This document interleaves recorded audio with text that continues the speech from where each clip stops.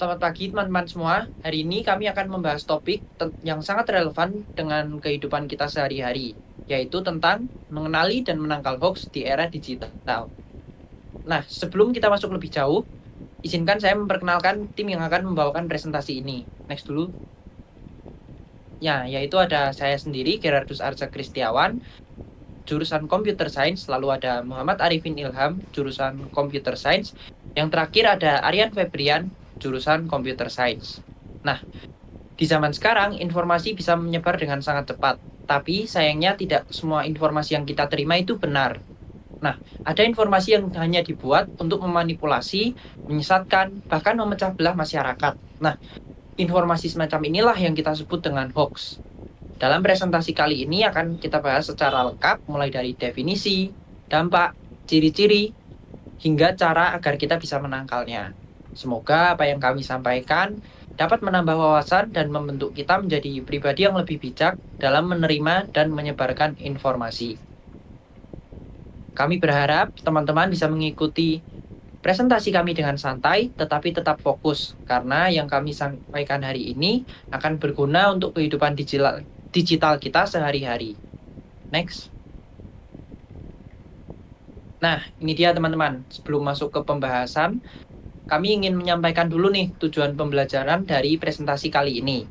Nah, setelah menyimak seluruh materi, audiens atau teman-teman diharapkan dapat memahami dengan jelas apa itu hoax, cara kerjanya, serta mengenali dampaknya terhadap masyarakat. Banyak dari kita yang mungkin sering menerima informasi yang ternyata nggak benar, tapi tidak sadar bahwa itu termasuk hoax. Karena itu, pengetahuan ini sangat penting. Selain itu, teman-teman juga diharapkan mampu membedakan ciri-ciri informasi palsu yang beredar.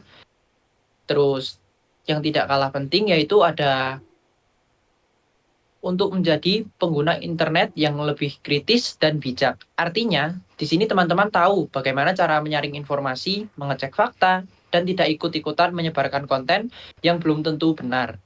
Harapan kami, teman-teman semua bisa memiliki literasi digital yang baik, sehingga kita bisa sama-sama menciptakan ruang digital yang sehat, aman, dan informatif untuk semua. Next.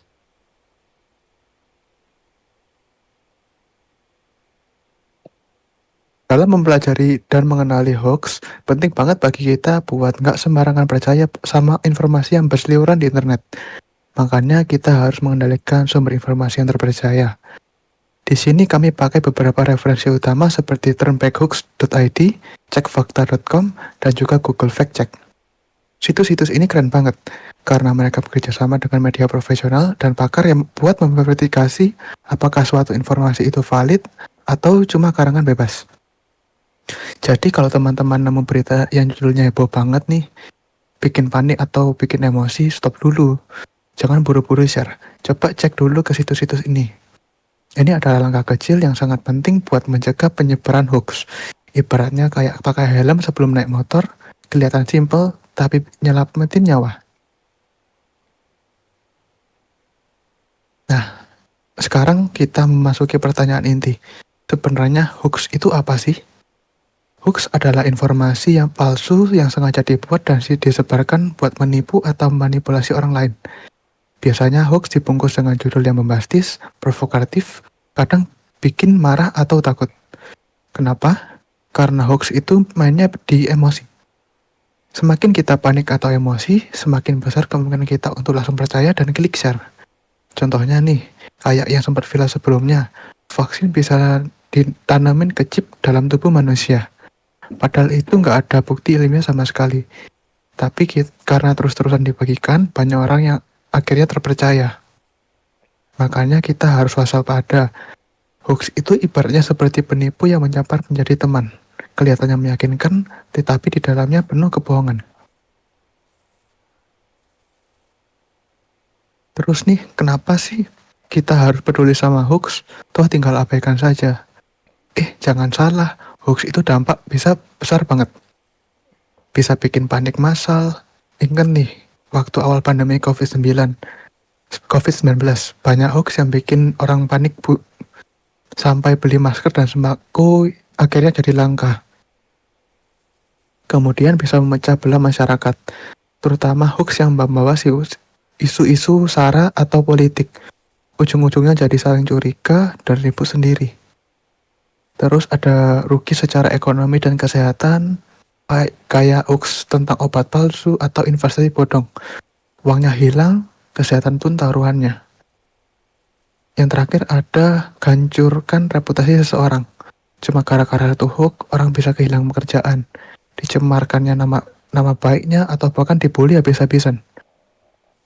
Kemudian, jadi mulai sekarang, jangan pernah anggap remeh hoax ya. Satu klik share bisa jadi pemicu efek domino bagi orang-orang. Ingat, jadi bijak di dunia digital itu tanggung jawab kita semua.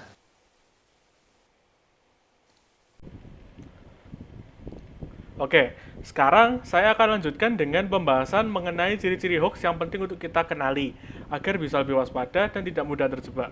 Jadi hoax atau berita palsu biasanya menggunakan judul yang sangat sensasional dan provokatif ya, seperti yang disampaikan oleh teman saya tadi ya. Yang tujuannya adalah untuk menarik perhatian dan membangkitkan emosi pembacanya. Jadi contoh-contoh judulnya itu seperti kayak kiamat sudah dekat, terus bisa juga kayak pemerintah akan menutup semua sekolah mulai besok. Nah, judul-judul seperti ini kan memang kayak membangkitkan sesuatu gitu, kayak terdengarnya itu mengejutkan dan membuat kita itu ingin langsung membaca dan langsung pingin nyebarin. Padahal kalau ditelusuri lebih dalam, isinya juga belum tentu benar, bahkan seringkali juga menyesatkan. Gitu. Nah, ciri berikutnya adalah sumber informasinya tidak jelas. Banyak hoax yang hanya menyebutkan katanya atau menurut sumber yang terpercaya tanpa pernah mencantumkan siapa sebenarnya sumber itu. Tidak ada link ke berita resmi, tidak ada kutipan dari sumber kredibel, dan seringkali juga tidak bisa diverifikasi kebenarannya. Nah, jadi ya begitu, hoax itu juga cenderung sesat. Selain itu, hoax sering menggunakan gambar atau video yang telah dimanipulasi atau diambil dari kejadian yang sama sekali berbeda. Misalnya, sebuah foto bencana di luar negeri bisa dijadikan dan bisa digunakan untuk menggambarkan situasi yang seolah-olah terjadi di Indonesia. Jadi meskipun gambarnya nyata, tapi konteksnya itu nggak relevan atau cenderung menipu. Kayak misalnya contoh, mungkin di Indonesia ada kayak sesuatu bencana. Nah, tapi bencana yang footage yang diambil itu malah dari luar negeri, yang bahkan konteksnya itu nggak nyambung sama sekali gitu.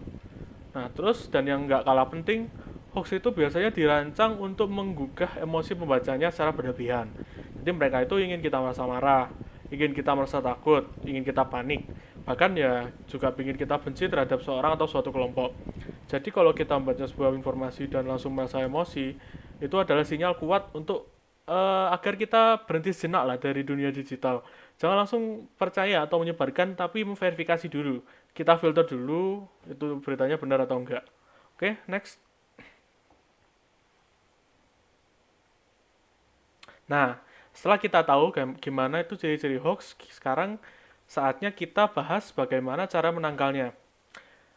Karena mencegah penyebaran hoax bukan hanya tanggung jawab pemerintah atau media, tapi kita semua juga bertanggung jawab dong untuk mencegah hoax itu sebagai warga digital yang baik. Yang pertama dan yang paling utama adalah dengan cek sumber informasi. Jangan langsung percaya hanya karena informasinya dikirim oleh teman dekat. Jangan juga percaya kalau cuma dari keluarga atau dari kayak orang kita kenal di grup WhatsApp. Karena ya meskipun mungkin kita kenal orangnya, tapi kan beritanya juga belum tentu benar. Nanti kita perlu verifikasi dulu lah gimana berita tersebut benar atau tidak. Yang kedua, manfaatkan situs verifikasi fakta. Di Indonesia kita punya beberapa situs yang sangat bantu, seperti yang dikatakan teman kita tadi, seperti contohnya itu turnbackshoax.id dan juga ada cekfakta.com. Di kedua situs itu kita bisa mencari tahu apakah suatu informasi atau berita pernah diklarifikasi atau dipantau oleh pihak berwenang. Situs-situs ini adalah alat bantu yang sangat berguna untuk memastikan apa yang kita bicarakan bukanlah hoax. Dan yang ketiga, jangan langsung membagikan informasi yang viral, apalagi kalau informasi tersebut baru pertama kali kita dengar dan belum jelas sumbernya. Lebih baik kita tahan dulu, lakukan pencarian singkat dan bandingkan dulu, kita saring dulu dengan sumber lain, karena hanya butuh waktu yang cepat kok, waktunya mungkin sekitar 1-2 menit aja untuk tahu mana yang fakta dan mana yang hoax. Nah, yang terakhir, jika kita menemukan hoax, jangan diam aja, laporkan kontennya ke platform tempat kita menemukannya, seperti contohnya di media sosial yang terkenal ya, kayak sebenarnya nggak terkenal ya, manapun aja, seperti Facebook, Instagram, atau WhatsApp, atau bahkan mungkin bisa YouTube. Di beberapa platform bahkan menyediakan fitur khusus untuk melaporkan informasi palsu.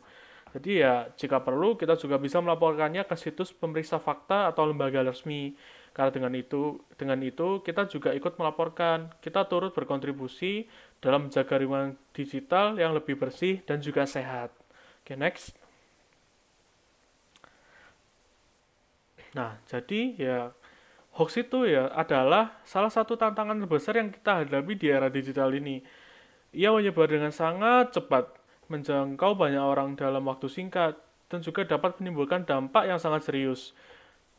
Banyak sekali dampaknya, mulai dari kesalahpahaman, kepanikan sosial, terus ada perpecahan sosial, hingga kerugian ekonomi dan juga psikologis. Namun kabar baiknya, kita semua bisa berperan aktif dalam melawannya. Kuncinya adalah dengan terus meningkatkan literasi digital, berpikir kritis dalam menerima informasi, dan tidak mudah percaya begitu saja hanya karena sesuatu terlihat meyakinkan di permukaan. Ingat ya, memeriksa fakta sebelum menyebarkan informasi adalah bentuk tanggung jawab kita sebagai warga digital. Tidak semua orang punya akses atau waktu untuk mengecek informasi, tapi kita pun juga bisa loh memulainya dari diri sendiri tanpa perlu kita harus menunggu orang lain kan. Mari sama-sama jadi bagian dari solusi, bukan bagian dari penyebar masalah. Tindakan kecil seperti menahan jari sebelum klik share atau mengingatkan orang sekitar yang tanpa sadar menyebarkan hoax bisa membawa perubahan besar loh. Karena di era digital ini, jari kita punya kuasa. Gunakan kuasa itu untuk menyebarkan kebenaran, menyebarkan kebaikan, dan menjaga ruang informasi agar tetap selalu sehat.